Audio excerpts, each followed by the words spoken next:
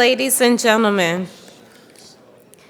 I am Gina Evans from the Defense Information Systems Pacific, also known as DISAPAC.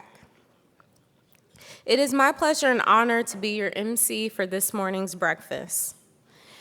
As a courtesy to our guest speaker and our fellow professionals, we also request that you silence all communication devices, and please note that questions for our speaker today will be texted to the email addresses provided on the screen. Ladies and gentlemen, please stand and join me in the Pledge of Allegiance and remain standing for the invocation. I pledge allegiance to the flag of the United States of America and to the republic for which it stands, one nation, under God, indivisible, with liberty and justice for all. Thank you. This morning's invocation will now be given by Lieutenant Commander Steve Chapman, Command Chaplain, 14th Coast Guard District.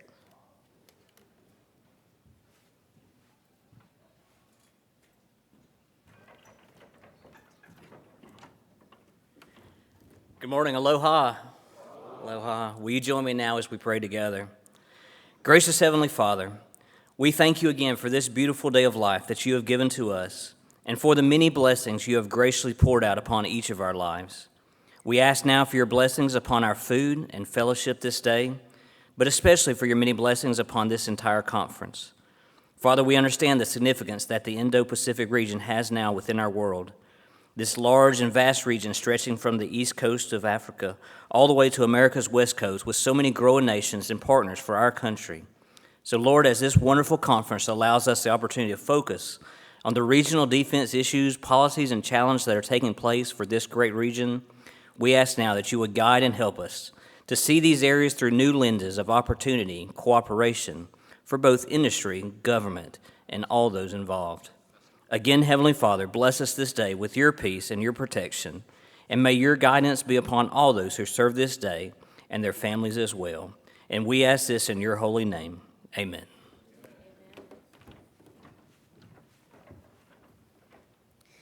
Thank you, Chaplain Chapman. Would everyone please be seated?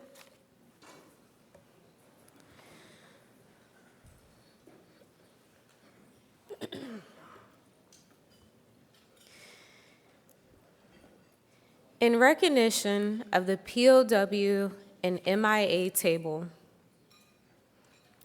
to those who have served, to those who are currently serving, and to those who will serve as members of the uniformed services, are ever mindful that the sweetness and enduring peace has always been taunted by bitterness of personal sacrifice.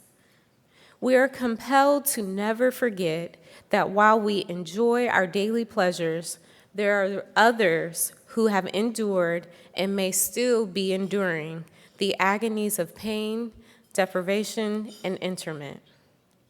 Before we begin this morning's activities, we will pause to recognize our prisoners of war and missing in action. We call attention to this table, which occupies the place of dignity and honor. It is set for one, symbolizing the fact that some are missing from our ranks. They are referred to as POWs and MIA. We call them comrades. They are unable to be with their loved ones and families today. So we join together to pay our humble tribute to them and to bear witness to their continued absence. This table, set for one, is small, symbolizing the fragility of one prisoner alone against his or her suppressors. The tablecloth is white, symbolic of the purity of their intentions to respond to their country's call to arms. The single red rose in the vase signifies the blood that many have shed and sacrificed to ensure the freedom of their beloved United States of America.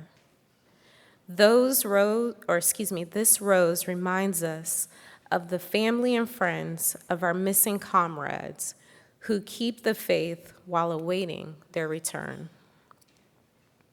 The yellow ribbon in the vase represents the yellow ribbons worn on the lapel of thousands who demand the unyielding determination, proper accounting for our comrades who are not among us today. A slice of lemon on the plate that reminds us of their bitter fate. The salt sprinkled on the plate reminds us of the countless fallen tears of the families as they wait.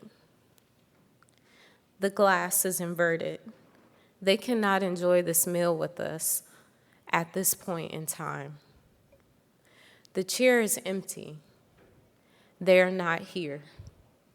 The candle is reminiscent of the light of the hope that which lives in our hearts to illuminate their way home, away from their captors and to the open arms of a grateful nation. Let us remember and never let us forget their sacrifices. On behalf of AFCEA Hawaii and AFCEA International, aloha. Welcome to day 2 of the 34th AFCEA TechNet Indo-Pacific Conference. This morning's breakfast is sponsored by AFCEA Corporation, represented. In addition to other sponsors joining us today are Mark Lynn Benson, Federal Account Manager for Navy Marines MDA. Okay. Nick Cope, Federal Account Manager, Cradle Point. Jay Lambic, President, Government Acquisitions. Lee Palmer, Senior Vice President, Defense Group General Dynamics Information Technology. Marcus Serrano, Director of Sales, Navy and Marine Corps, Juniper Networks. Otto Hornig, CEO, Trace Systems Incorporation.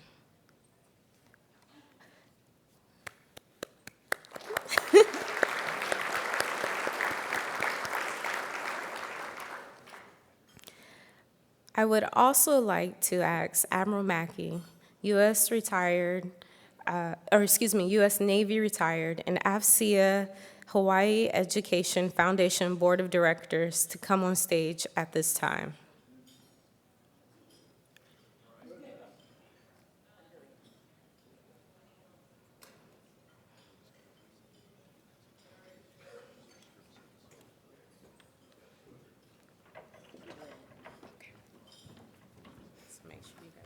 Aloha. I'm obviously not Admiral Mackey, but we do want to thank Admiral Mackey for his continued mentorship and guidance as we work with the AFCEA Hawaii Educational Foundation.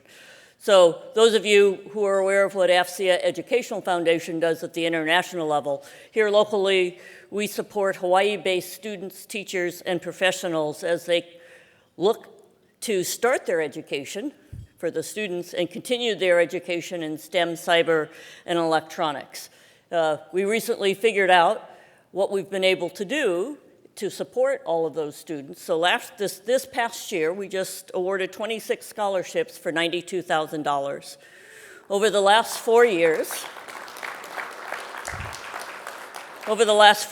we've awarded 105 scholarships for $250,000.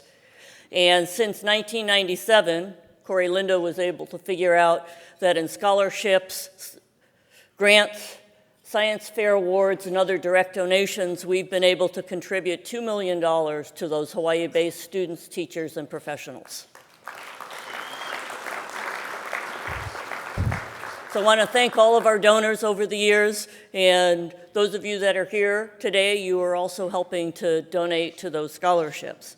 We want to do a special mahalo to Dell Technologies, who gave us a direct donation last week for our STEM scholarships. Next, I wanted to announce that we have the 3rd annual Mel Ing Golf Tournament this coming Friday. All of those proceeds that come from our golf tournament go towards our STEM scholarships and teacher grants. E.B. Lawson is here. It is Friday morning at the Navy Marine Golf Course. If you have any questions, you can see myself or E.B. We still have 3 or 4 foursomes open and would love to have you play golf with us. And lastly, I want to wish a happy birthday. Yep, I'm doing it to Ed Rigolitz. It's his birthday today. He's our regional VP. Thank you.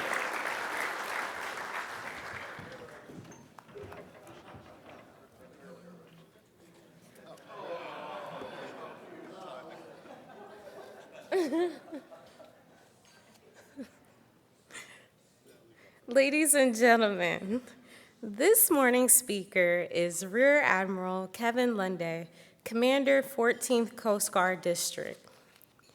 Rear Admiral Lunday assumed duties as commander of the 14th Coast Guard District in July 2018.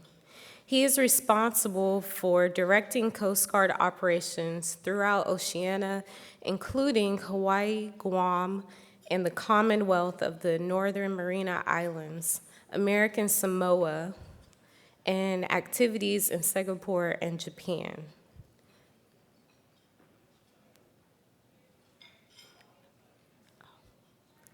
I pause. Please enjoy your breakfast.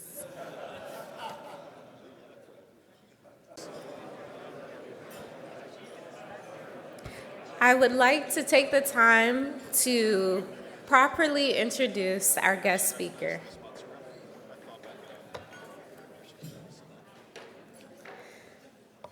All right. Ladies and gentlemen, our guest speaker for this morning is Rear Admiral Kevin Lunday, the commander of the 14th Coast Guard District. Rear Admiral Lunday assumed duties as commander of the 14th Coast Guard in July 2018. He is responsible for directing Coast Guard operations throughout Oceania, including Hawaii, Guam, and the Commonwealth of the Northern Mariana Islands, American Samoa, and activities in Singapore and Japan. The Coast Guard conducts operations across the 14th District as a part of the Department of Homeland Security team protecting the U.S. and as one of the 5 armed services and part of the joint forces defending it. The Coast Guard works closely with the allies and advanced maritime governments as part of rules-based international order essential to free and open Indo-Pacific. Prior to reporting to District 14, Rear Admiral Lunday served as the commander of Coast Guard's Cyber Command, an operational command reporting to the Commandant and a joint service cyber component of U.S. Cyber Command. In addition to that role, he directed the operation and aggressive defense of Coast Guard networks, the delivery of operational effects in and through cyberspace to enable Coast Guard operations in all domains, and directed operations to cyberspace to protect maritime critical infrastructure. During that time, he also served as the Assistant Commandant to the C4IT, responsible for policy, management, and oversight of the Coast Guard C4IT, operational, business, and infrastructure assets. From 2014 to 2016, Rear Admiral Lunday served as the Director of Exercises and Training, J7, at U.S. Cyber Command, where he is responsible for the joint training of cyber mission forces and delivery of trained and ready cyber forces for Department of Defense. Rear Admiral Lunday has also served in a variety of operational, legal, and intelligence assignments in the Coast Guard and joint community, including command afloat and ashore. Ladies and gentlemen, it is my honor and privilege to introduce you today to the guest speaker, Rear Admiral Lunday.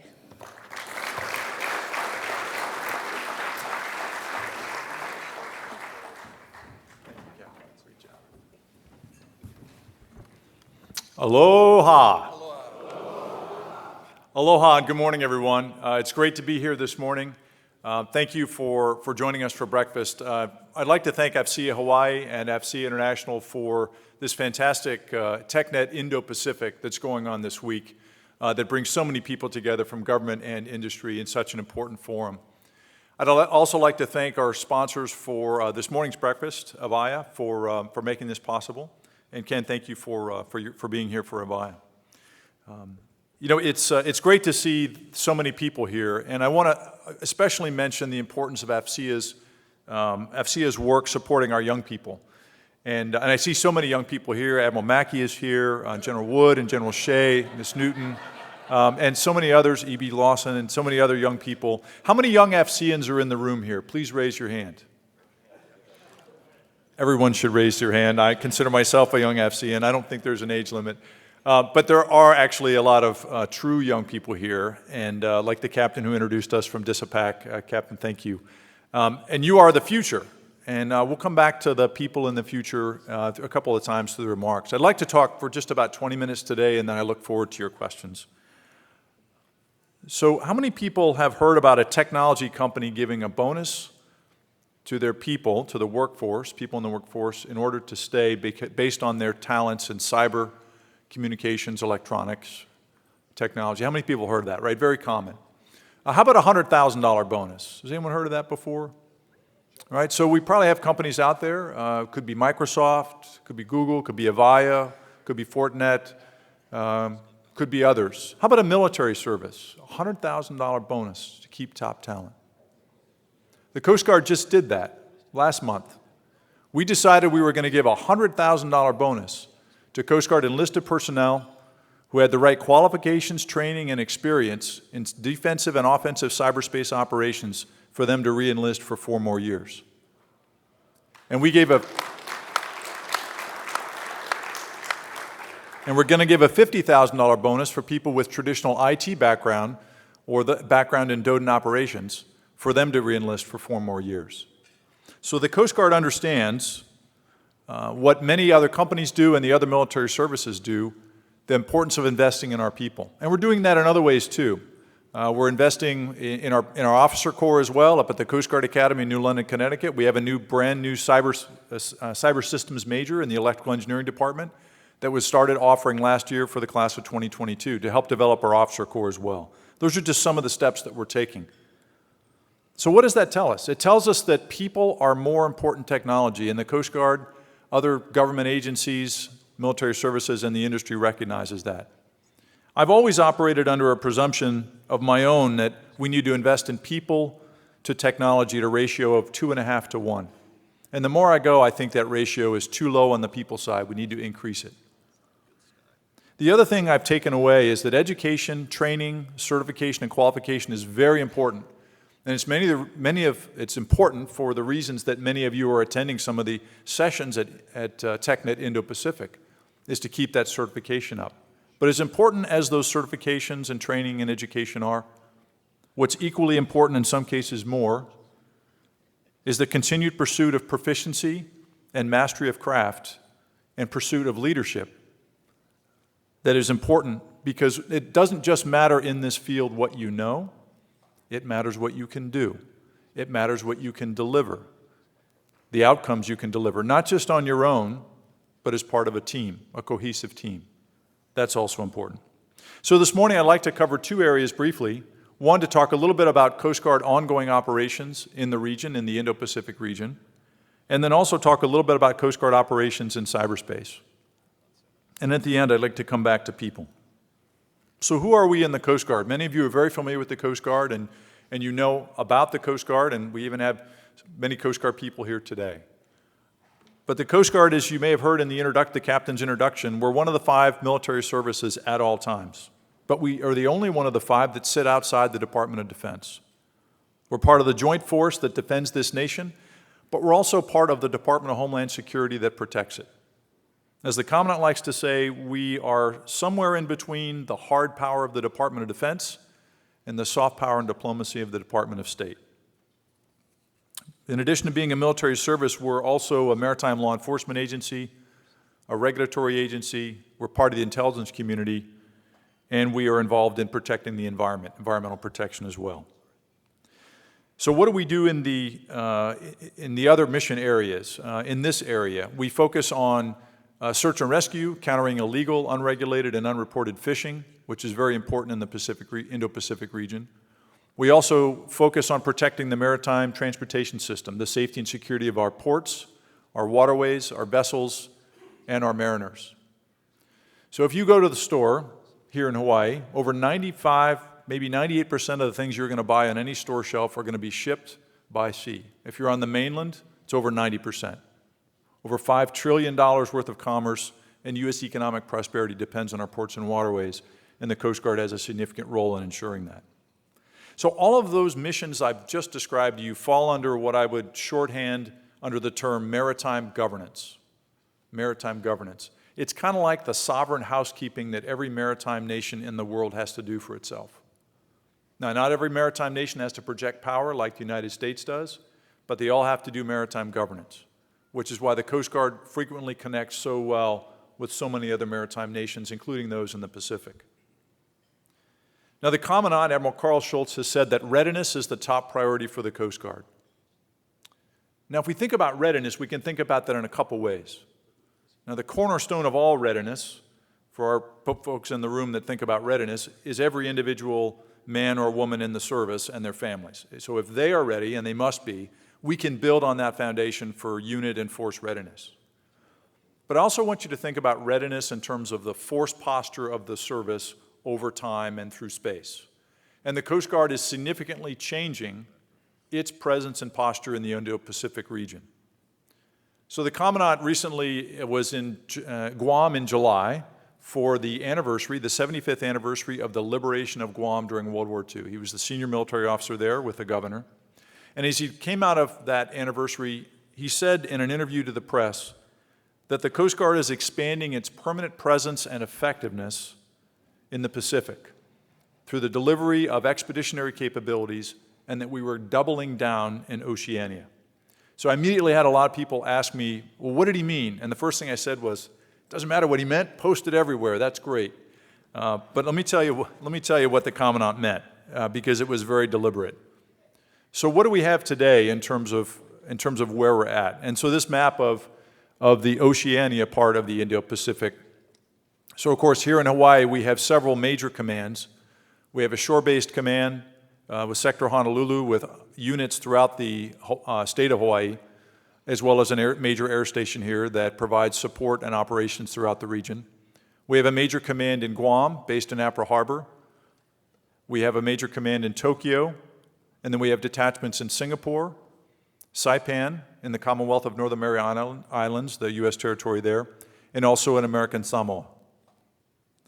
But that is changing, and it's changing very quickly over time. Here in Honolulu, the Commandant was here in August, and he commissioned 2 new national security cutters, the Kimball and the Midget. These 418-foot cutters are capital ships of the U.S. Coast Guard. The first 2 that will be home-ported here, or the 2 that will be home-ported here in the center of the Pacific and operate throughout the Indo-Pacific. We commissioned the third 154-foot fast response cutter here in Honolulu, Hawaii. These 154-foot cutters are providing us greater range, seakeeping, speed, and endurance and capability in the region. We finished the 3 here in September, and starting next February, we'll deploy the first of 3 that will be based out of Guam, and will operate throughout the U.S. territories in Guam and CNMI, and then throughout Micronesia. And then we'll transition our airframes from the legacy C-138s to the new C-130J starting in 2021. Now, as I know Admiral Davidson told you, without even having heard his remarks, that the U.S. is increasingly focused on Oceania within the Indo-Pacific as an emerging center of gravity and essential to a free and open Indo-Pacific that is the U.S.'s vision. And the U.S. is committed to or to the security and the prosperity of the Pacific Island countries, and certainly our own territories in the Indo-Pacific and in Oceania. Now, this is a map of Oceania, and just to orient you, I know many of you are very familiar with this region, have operated here, and certainly traveled throughout the region.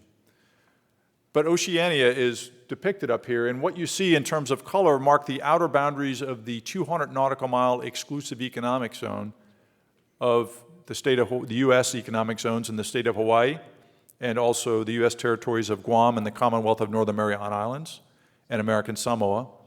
And then some of our smaller islands like Wake Island, Johnston Island, Palmyra, and Howland and Baker that are depicted in red. Those are the U.S. exclusive economic zones. So everywhere within that region is sovereign U.S. territory for the purpose of protecting our natural resources, including our fish stocks.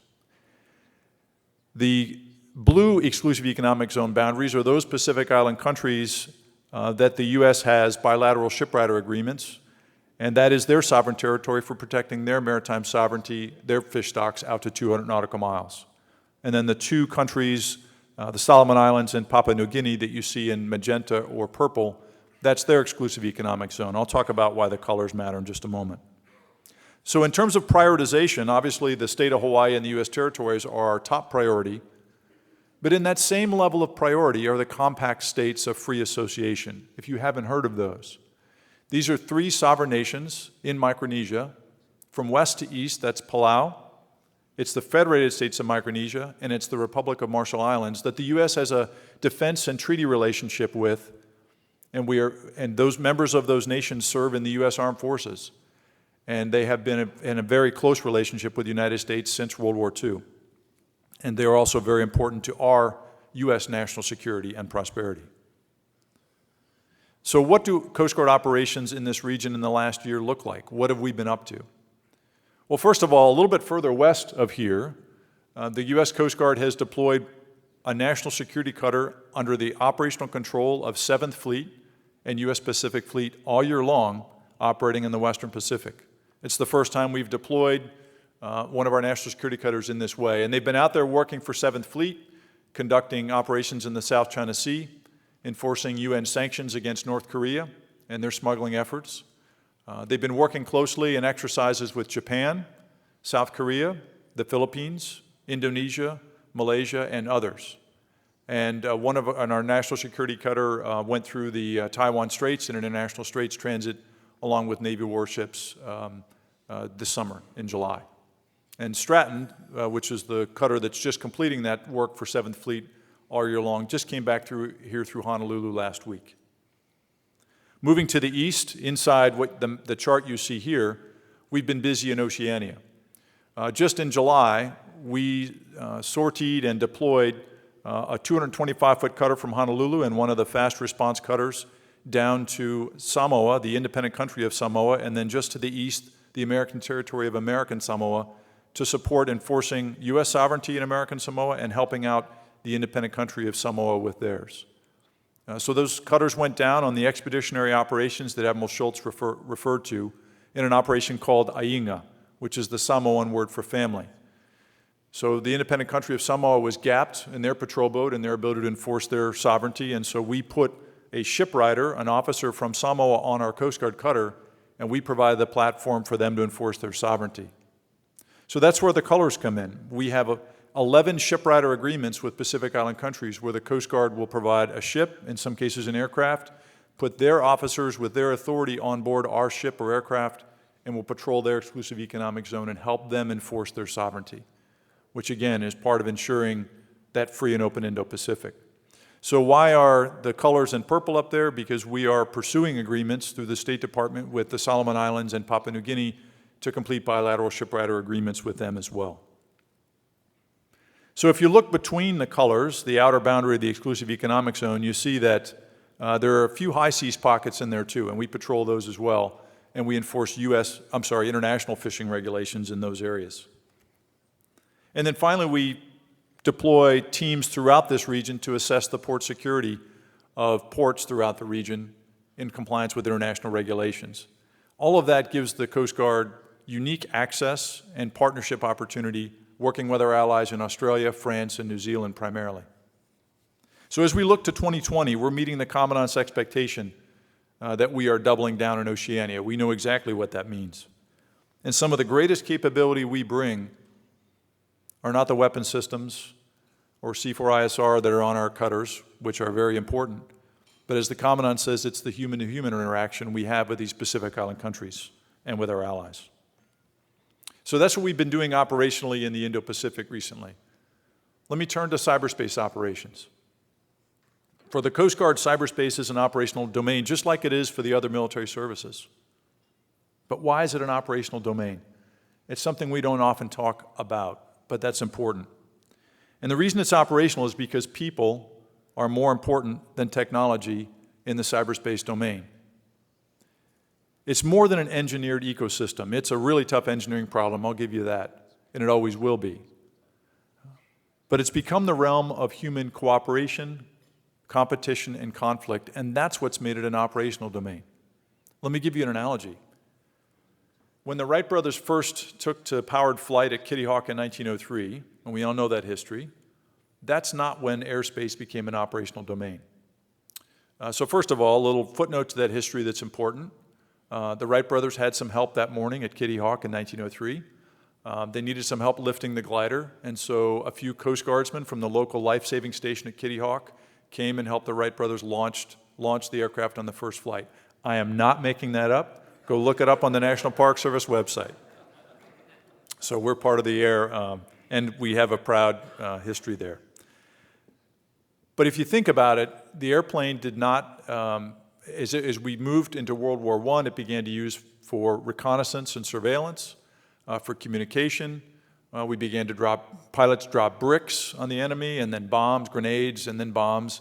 We mounted machine guns on aircraft. We shot the propellers off, synchronized the machine gun with the propeller, and then we engaged in aerial combat. So the moment the air domain became that interaction, that realm of interaction between human beings, including competition and conflict, then it became a domain. And that's where we are with cyberspace now, if you think about it. And that's why the people part and understanding the human terrain part of cyberspace is so critical. So there are two trends that are going on in cyberspace and technology that are also important, and important that we understand. And they're driving a lot of what the Coast Guard is doing, along with the rest of government and industry. And those trends are convergence and acceleration. What do I mean? Well, if we think about the layers of cyberspace, and there are different models for that, but there's an ongoing convergence or compression or interaction between the physical layer and then the virtual and the logical and the cyber persona layers. And we know that because of the Internet of Things and the increased networked technology we see proliferating in almost everything we encounter in our daily lives. And that's continuing to advance. And so with that interdependence, we struggle to understand and take advantage of opportunity that presents, and we struggle to understand it and manage the risk that presents. So that convergence is a challenge. The other trend is acceleration, and that happens in a few ways. An accelerated number of people with less sophistication, number of actors that have greater ability to create effects in cyberspace. An acceleration of technological change, certainly with 5G and AI, coming with quantum computing, I think, certainly. And so that acceleration is challenging us as well. And then finally, we're seeing an acceleration in the competition, which senior leadership in the United States have been talking about very recently, and I think Admiral Davidson certainly touched on yesterday. And the Coast Guard has been working and sprinting to prepare for these trends that are driving us convergence and acceleration in the future, particularly in cyberspace. So first, we are increasing our efforts to modernize our own networks and transform them from an outdated system of legacy IT into what we call an enterprise mission platform that we treat, acquire, sustain, operate, maneuver, just like we do the fleet of cutters, boats, and aircraft that we've always depended on. We think of it as an operational asset in the same way as those traditional operational assets. We're also stepping forward, and we're becoming and are a leader in cybersecurity for maritime critical infrastructure, matching our role for protection of critical infrastructure in the maritime domain and that critical maritime transportation system. So today, the Coast Guard works closely with maritime industry in identifying and responding to maritime threats, cyber threats, against port infrastructure and ships. We've responded to reports of malware and cyber incidents aboard ships and at port facilities multiple times this year and last year. And our capacity and our capability continue to grow based on our traditional authorities. We're also generating operating forces. The Coast Guard is building out and maturing its cyber protection team, a 39-person team that is trained and operates manned, trained, and equipped to joint standards, the same as the other military services. And our team not only maneuvers inside our networks and defends them, but responds to incidents in maritime critical infrastructure. We've also embedded personnel from our cyber protection team over in the Department of Homeland Security, in the new Critical Infrastructure and Security Agency and their national teams. So we have Coast Guard personnel operating within CISA and their national teams under DHS authority responding to incidents for the Department of Homeland Security across all of the critical infrastructure sectors, not just maritime. So every day, our Coast Guard Cyber Command, which is commanded now by Rear Admiral Mike Ryan, unlike when I was there, I was dual-hatted. That's his sole job as a flag officer, is to command Coast Guard Cyber. That's how much it's grown. So every day he responds to and executes orders from Vice Admiral Nancy Norton, Commander of Joint Force Headquarters DoD Information Networks, under the authority of General Nakasone at U.S. Cyber Command to defend our part, the Coast Guard's part of DoD Information Networks, because we're .mil.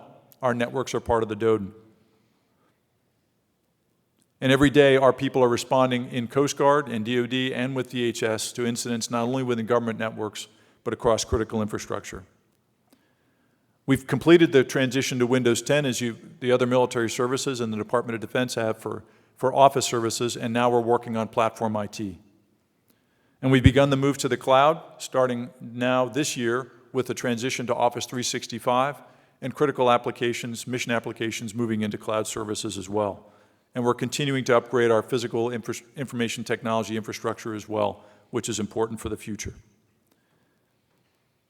These are only a few of the steps we're taking to modernize our networks and our infrastructure to move us into that future state of an enterprise mission platform. Now, today we have about 300 cyber workforce personnel within the Coast Guard, and that's active duty, reserves, and civilian. The President's budget for FY20, the budget proposal, has another 60 people in the request, and so we're looking to continue to grow that significantly and invest. So let me come back to people, where we started. Everyone in this room is here for a reason. Certainly, we're all part of a strong professional association with AFCEA, and again, I'm a proud AFCEAN as well. More importantly, we're part of what is becoming a national effort for the United States and our allies to strengthen our ability to ensure U.S. security and prosperity, given the convergence and acceleration, those trends I talked about, and the increasing competition that is happening in Oceania and across the Indo-Pacific, that great power competition that is mentioned in the U.S. national security strategy. I believe this is a national imperative, what we are about, and how the U.S., both government and the private sector, invest in people will make the difference and where we need to go as a country. You know, I was the J7 at U.S. Cyber Command.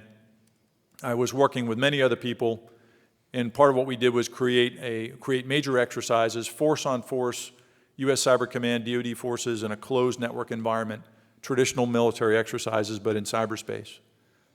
And what we saw in those exercises, one of the key insights over and over again, was that the teams that were facing adversaries in this environment that did the best and prevailed were not the teams that had the best tools. The tools mattered, the technology was very important, but the teams that prevailed were those that were the most disciplined, that had small unit leadership, that were well trained and well led. The same advantage that we have always seen in military operations.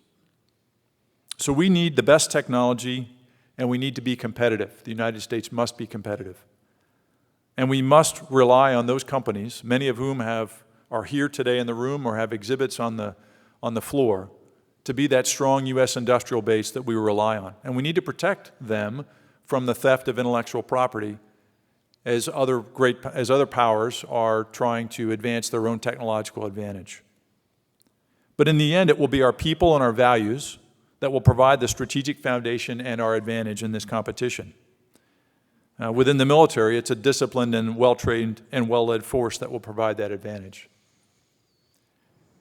In this region, 76 years ago today, in an area in what is now the country of Kiribati, in the Gilbert Islands. In fact, if you go to the Marshall Islands, which is, if you start at Wake Island, which is that circle in the middle top, below that's the Republic of Marshall Islands. If you keep heading southeast, about 1,000 miles, you come to Kiribati, and you'll come to the Gilbert Islands, and inside the Gilbert Islands is the island of Tarawa. And I know many in this room know this history much deeper than I do from their heritage, especially Marine Corps and Navy. But the Coast Guard was there too 76 years ago today as the invasion of Tarawa began to retake Tarawa from the Japanese during World War II. And the lessons we learned there are lessons that are very relevant today. Together we will rely on men and women of character and leaders that will help ensure our readiness and will help the United States navigate through the uncertain weather and the storms that are ahead in both cyberspace and the Indo-Pacific. Semper Paratus, thank you very much. I look forward to your questions.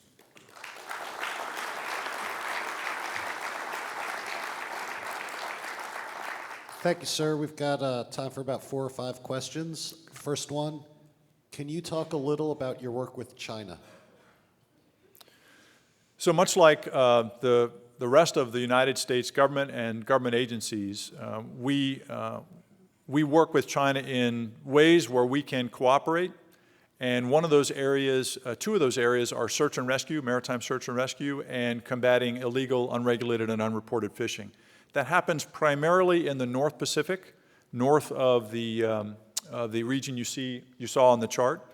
And we do that out of our 17th district based in Alaska. And so we've, in the past, up until last year, we would host a Chinese shipwrighter aboard a Coast Guard cutter to help enforce international law and regulation and work together to combat illegal fishing. We still are cooperating with them in that, in different efforts and operations, called North Pacific Guard is the name of the operation. Similarly, we work with the Russian Border Guard in a similar way to combat illegal fishing. And then we work together on search and rescue as well. Thank you, sir. Next question. What are your thoughts on using the Coast Guard Auxiliary in cyber ops, and do you think a uniformed volunteer service could work for DoD components? Yeah, that's a great question. I think it points to the fact that we are going to be challenged to think differently about how we reach for, attract, and keep the best talent, especially when it comes to cyber and other high technology areas where we need deep proficiency. So I think the Coast Guard Auxiliary, if you're not familiar with it, is an entirely volunteer organization. It started out as the Coast Guard Reserve before we had the actual Coast Guard Reserve that are the traditional reserve that you think about with the other services. But the auxiliary are people that step forward, they volunteer, they wear a uniform that looks very much like mine, except it's silver rather than gold, where I've got gold on. And they primarily started out supporting us on boating safety. And they do that still core part of their mission. But they've moved into other areas as well. And we have begun to look at how we can bring people with expertise that may not be able to or may not want to serve or may not, because they have a full-time job, may not be able to, supporting the Coast Guard in cyber operations. But maybe they've got the expertise that we need and we can bring them in. So we've begun to explore that. I've even talked with people in DHS inside the Cyber and Infrastructure Security Agency where they were interested, and these are preliminary discussions, about maybe having the auxiliary work in support of DHS in cyber operations. So those are still preliminary, but I think it's an area certainly we need to explore. Our auxiliaries, most of them now have, or many of them have secret clearances, and so we've broken through that barrier, and we're continuing to advance. I think the auxiliary is a key force multiplier for the Coast Guard, it always has, and we're pressing to think about how we can use the talent that we bring into the auxiliary in different ways than we have in the past.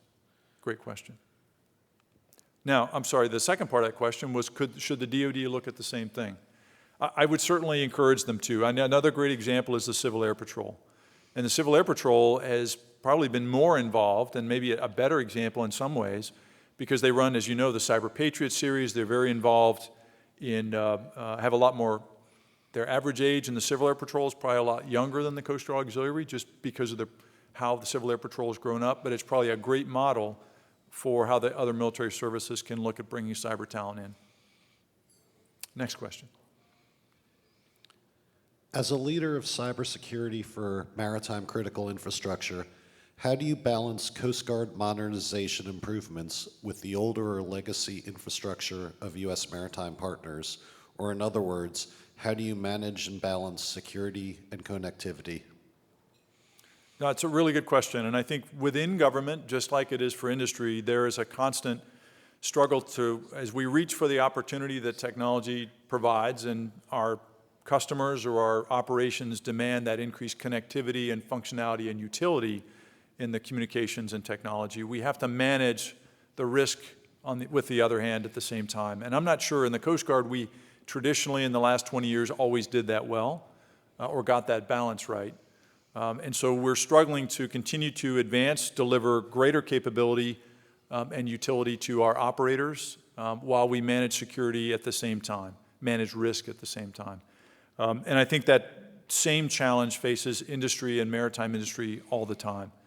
One of the challenges is because a lot of the, those convergence and acceleration factors means it's very dynamic.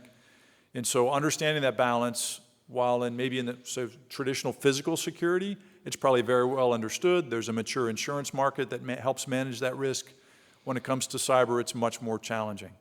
And companies are faced, as I understand it, with either overinvestment or underinvestment as we struggle to understand how much should be invested in recapitalization, modernization, and managing the risk while we're delivering the capability. So that's a tough balance. As we've, inside the Coast Guard, I mentioned the modernization of our networks into an enterprise mission platform.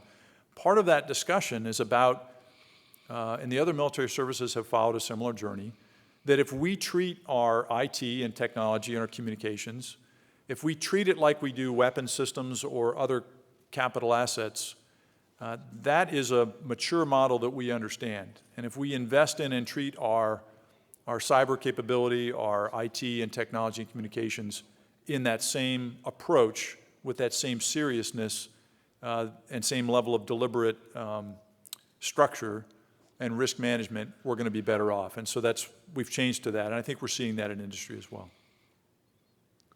Thank you. We have time for two more questions. First one, has the Coast Guard undertaken reskilling of their workforce into cyber duties and/or talent management to assign more by skills and aptitude than by simply initial entry occupational specialty? That's a great question. One of the key elements of the Coast Guard cyber strategy that we're implementing is to develop a cyberspace workforce. So part of that effort has been underway. We now have an office within headquarters like many headquarters organizations, we have offices that focus on the management of a particular set of operational forces in the Coast Guard. We have a shore forces, a cutter forces, and aviation forces. We also now have a cyberspace forces office that manages cyber policy, cyber workforce development. So for enlisted and officers and also our civilian personnel, we have made a deliberate decision. We're going to, for our military personnel, rely primarily on the Department of Defense and joint standards. For our civilian personnel, because they fit under the DHS system that primarily goes to their competencies. But there's a very close similarity between DoD and DHS in that, because the U.S. government's taken largely a national approach. So we are beginning to categorize, let's take, for example, the officers. We have a new officer specialty management system in the Coast Guard, and we've categorized officers from the old legacy C4 IT system into a new cyber system. That will enable us to better manage that. For our enlisted personnel, although we're looking at changes in rating, we haven't moved in that direction yet, but we are looking at underlying qualification codes that help us understand their aptitude and skill sets, not just their rating. And so what's an example? We brought into Coast Guard Cyber Command last year, about 2 years ago, just under 20 people based only on their aptitude and skill set, nothing to do with their entry, occupational specialty, or their rating. So we brought in machinist mates, I think we brought in a cook and a bosun mate and a marine science technician that just happened to have remarkable cyber background, qualifications, and certifications, and who were interested. So we pulled them out of their rating and we put them into cyber. So that's an example of how we're doing it. And we need to keep doing that. Thank you. Next question. Thank you, Admiral. The final question. Australia has recently been building patrol ships and craft and providing them to Pacific Island nations to enhance their maritime security. Are there discussions about doing the same with U.S. Coast Guard maritime platforms? So that's the Australians' maritime security program, and they had, it's a tremendous program. They had provided patrol boats, what they call the Pacific patrol boats, that have been out there for almost 20 years now, or over 20 years, to a number of Pacific Island countries. And they also put an Australian military person, typically a non-commissioned officer, that was assigned with that boat to support the Pacific Island country. Australia is in the process of recapitalizing that boats with the new, very capable Guardian-class patrol boats. So they're replacing all of those. These ships were designed and built only for the purpose of giving brand new ships to these Pacific Island countries. It's a very unique program. And we're working very closely with Australia as they shift those out, and there are gaps for those Pacific Island countries to help fill the gaps. So I mentioned Operation Ainga in independent Samoa in July and August. We were down there during their gap while they waited for their new Australian-built, Australian-donated Guardian-class patrol boat, and we did those patrols there with Australia and New Zealand. So this is a very important program, and we'll continue to work with those countries and the patrol boats that Australia is giving to them, along with the maritime security advisors. And there's an air surveillance, contracted surveillance piece as well, which is very important. So we work very closely with Australia. But we're not building Coast Guard cutters to deliver, but we are giving excess defense articles through the DoD and Coast Guard, the U.S. process for that. And I think I read this morning, Secretary Esper announced that one of the older Coast Guard cutters that's going to be decommissioned, I don't even know which one yet, will now be given to Vietnam. It'll be the second Coast Guard cutter that was decommissioned and then transferred to Vietnam to help them with their Vietnam Coast Guard and build out their capability to protect their maritime sovereignty. Older Coast Guard cutters have gone to the Philippines, and then we just had a Coast Guard cutter from here go to Sri Lanka and help them with their maritime sovereignty, and it left and became a P626, I think was the vessel, last year. So we're very involved in this, but it's a bit different than the Australians' maritime security program where they donated brand new Guardian-class boats to the Pacific Island countries. Thank you again for your time and attention and for your questions. I've really enjoyed the discussion. Thank you.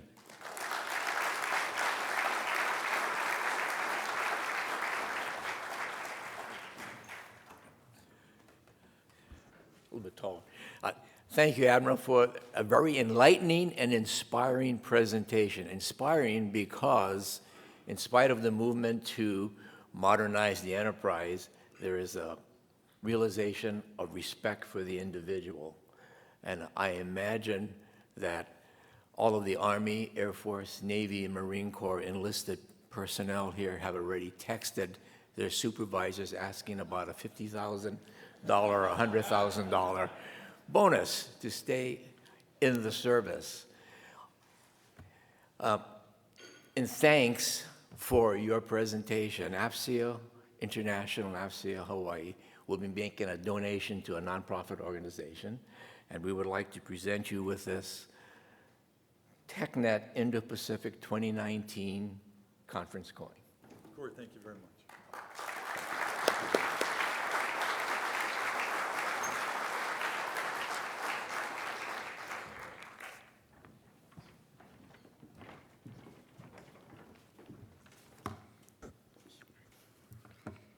Thank you, Admiral Lunday, for the wonderful speech.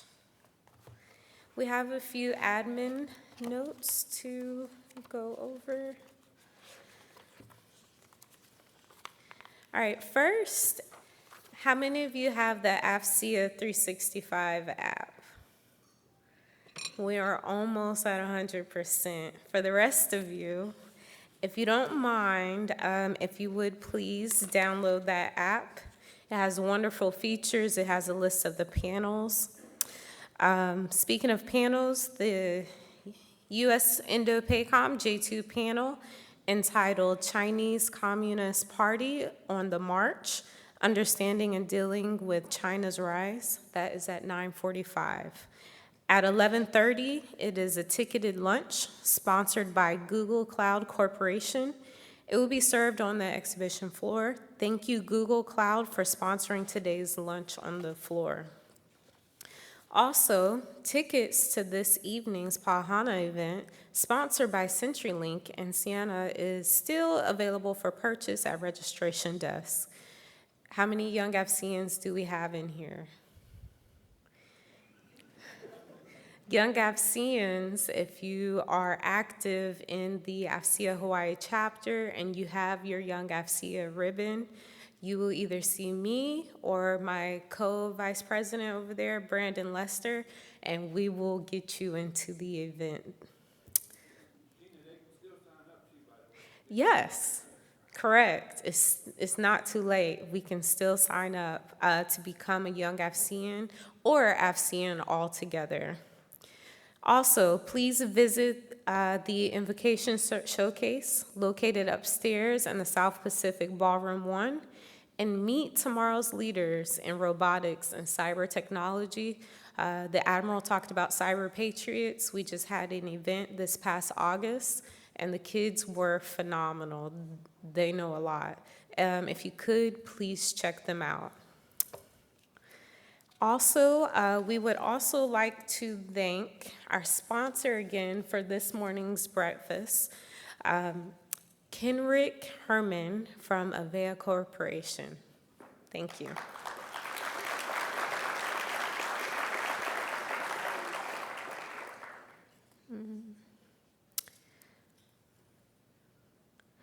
All right, ladies and gentlemen, there are no more announcements.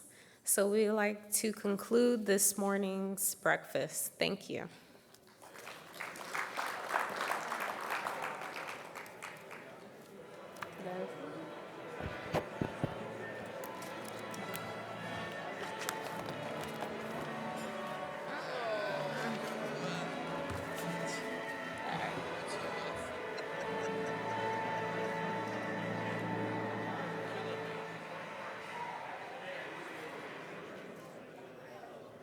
Nicely done. Thank you very much. All right, guys.